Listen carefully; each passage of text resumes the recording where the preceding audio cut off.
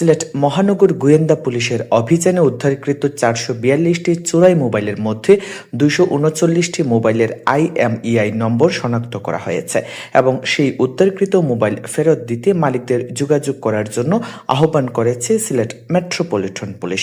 রবিবার গণমাধ্যমে প্রেরিত এক বিজ্ঞপ্তির মাধ্যমে এই তথ্য নিশ্চিত করা হয়েছে।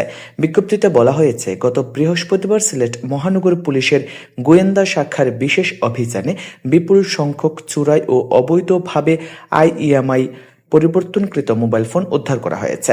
SMPDBর অভিযানে মোট 422টি মোবাইল ফোন জব্দ করা হয়। পুলিশ সূত্রে জানা গেছে, উদ্ধারকৃত মোবাইল ফোনগুলোর মধ্যে এখন পর্যন্ত 239টি মোবাইল ফোনের IMEI নম্বর শনাক্ত করা সম্ভব হয়েছে।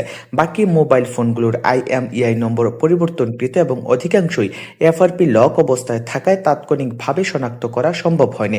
এসব মোবাইল ফোন দ্রুত শনাক্তের লক্ষ্যে প্রয়োজনীয় কারিগরি ও আইনগত প্রক্রিয়া চলমান রয়েছে।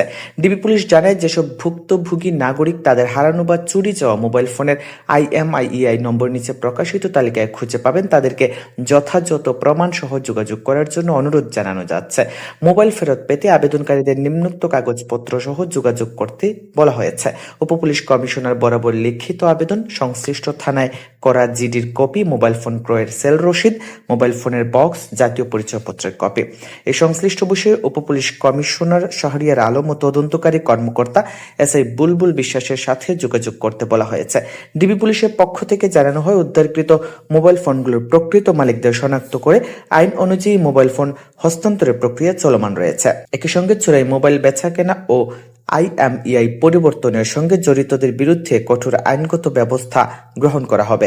পুলিশ জনগণকে মোবাইল ফোন কেনাবেচার ক্ষেত্রে সতর্ক থাকার পাশাপাশি মোবাইল হারালে দ্রুত থানায় সাধারণ ডায়েরি করার আহ্বান জানিয়েছে।